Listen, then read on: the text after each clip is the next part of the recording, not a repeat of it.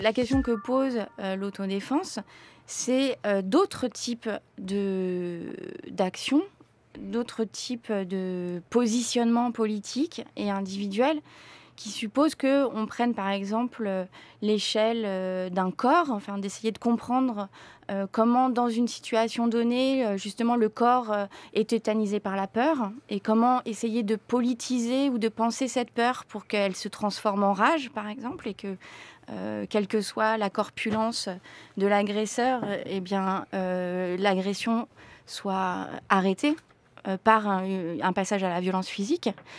Pour répondre à la violence physique qui est faite. Mais c'est aussi d'autres modalités, par exemple, de politisation de la question. On voit en Inde, avec le gang des Sari Roses, le recours, par exemple, à la police ou à la justice étant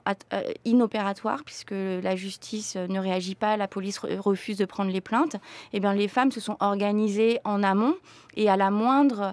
dénonciation d'une violence d'un mari sur sa femme, sur ses filles, sur ses sœurs, eh bien, les femmes se sont mobilisées avec des bâtons, aller au domicile de cet individu et aller le molester pour lui faire comprendre physiquement que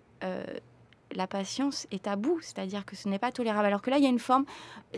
Dans ce qui est mis en place, bien sûr que peut-être ça aura un effet pédagogique, didactique et préventif, mais c'est toujours une forme de volonté pédagogique de dire aux agresseurs quand même c'est pas bien ce que vous faites, il faut vraiment arrêter.